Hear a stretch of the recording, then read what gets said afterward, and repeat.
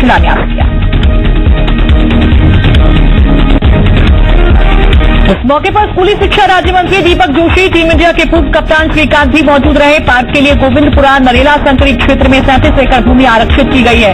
करीब 645 करोड़ रुपए की लागत से बनने वाला पार्क अगले 2 साल में बनकर तैयार हो जाएगा। ग्लोबल स्किल पार्क में हर साल 10,000 छात्रों को ट्रेनिंग दी जाएगी। इन्हें विश्व स्तर के टीचर्स अंतर्राष्ट्रीय बाजार के हिसाब से ट्रेनिंग देंगे, साथ ही प्लेसमेंट की सुविधा और आधुनिक एग्रीकल्चर ट्रेनिंग भी दी जाएगी।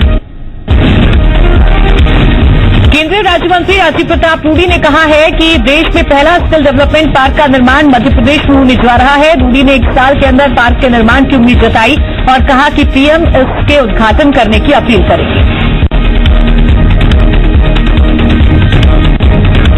केंद्रीय राज्य मंत्री राजीव प्रताप रूडी ने प्रेस कॉन्फ्रेंस में बताया कि आज सीएम शिवराज के साथ उनके मंत्रालय की बैठक हो रही है और ऐसी बैठक सभी राज्यों के मुख्यमंत्रियों के साथ हो रही है। रूडी ने कहा कि मध्य प्रदेश में रोजगार की तरफ आगे बढ़ेंगे तो स्किल गैप देखना होगा। राजीव प्रताप रूडी ने बताया कि स्किल्स के वर्ल्ड ओलंपिक की तैयारी कर रहे हैं और इस बात की कोशिश है कि 2023 में हमें यह मौका मिले। 100 दिन की ट्रेनिंग का कोर्स शुरू किया गया है, जिसमें जीएसटी की ट्रेनिंग भी दी जाएगी। मध्य प्रदेश के सरकारी कर्मचारियों को आज 7वें वेतनमान का तोहफा मिल सकता है। आज होने वाली शिवराज कैबिनेट की बैठक में कर्मचारियों को 1 जुलाई 2017 से एरियर का भुगतान किए जाने को मंजूरी दी जा सकती है। कैबिनेट की बैठक में सरदार सरोवर परियोजना के डूब क्षेत्र में आने वाले विस्थापितों को स्पेशल पैकेज दिए जाने के संबंध में चर्चा की जा सकती है। साथ ही गरीबों को जमीन के पट्टे दिए जाने की समय सीमा बढ़ाने पर भी फैसला संभव है। मंदसौर गोलीकांड और किसानों के मुद्दे पर कांग्रेस नेता सरकार को घेरने के लिए 6 जुलाई को मल्हारगढ़ में कार्यक्रम करेंगे, जिसमें कांग्रेस प्रदेश प्रभारी मोहन प्रकाश, प्रदेश कांग्रेस अध्यक्ष अरुण समेत तमाम बड़े कांग्रेस नेता मौजूद रहेंगे।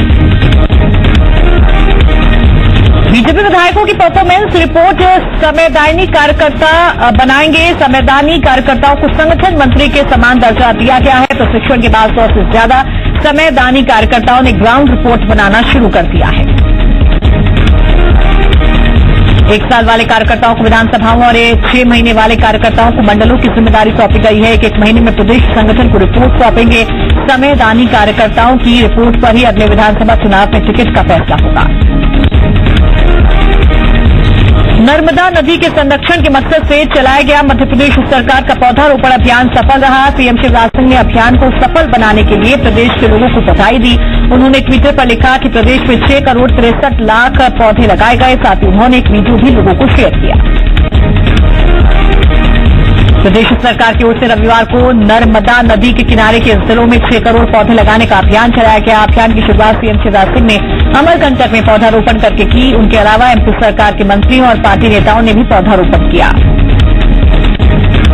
रतलाम के पूर्व विधायक पारस सकलेचा ने मुख्यमंत्री शिवराज सिंह चौहान के 6 करोड़ पौधारोपण के अभियान को लेकर सवाल खड़े कर दिए हैं। पारस सकलेचा का आरोप है कि सरकार जनता को प्रदेश के विकास के लिए होती है, न कि खुद सरकार रिकॉर्ड बनाने में करोड़ों रुपए खर्च करने का काम करती है।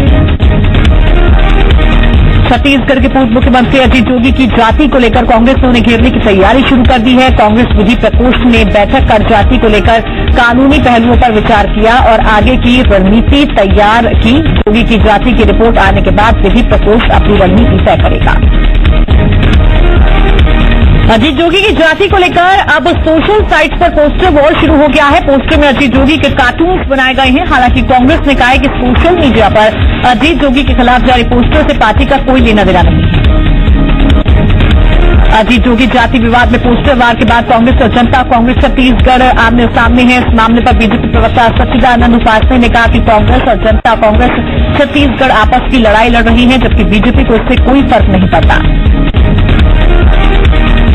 पीएमओ ने पानी विवाद पर यूपी और एमपी के अफसरों को तलब किया है। केन बेतवालिंग परियोजना में यूपी को ज्यादा पानी देने पर एमपी की आपत्ति पर दोनों प्रदेशों के अधिकारी तलब किए गए हैं और जानकारी मांगी है।